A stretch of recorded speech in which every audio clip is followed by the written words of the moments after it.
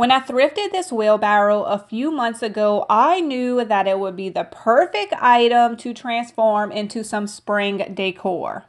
I am using Fusion paint in the color French Eggshell, which I think is the most perfect spring color. And y'all, look at the coverage on this paint. It only took me 2 coats of paint to cover up this red.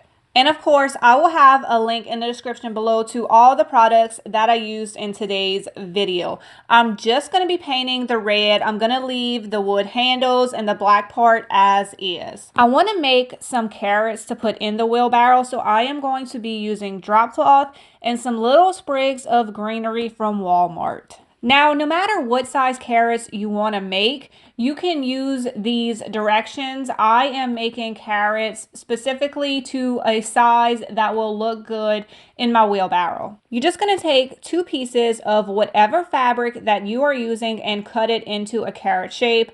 I do not use a template. I just kind of cut it organically. We're going for a farmhouse look here, so perfection is not required. And then using a hot glue gun, I am going to glue my 2 pieces of fabric together. And I stopped the hot glue about an inch to 1.5 inches from the top of my carrot.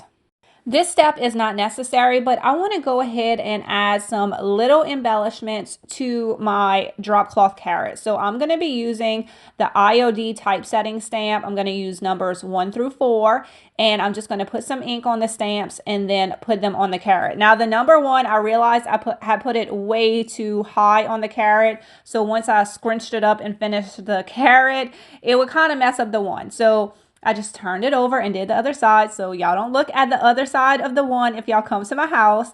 And I'm going to put these lower, and you'll see in the end why they needed to be lower. So just keep in mind the final project when you are stamping. I am not going to be turning my carrots inside out because I really want that raw rustic edge. So I'm just going to go ahead and stuff my carrots. It takes very little stuffing to stuff these tiny carrots, and you just want to use a pencil or something to kind of help get the stuffing all the way to the end.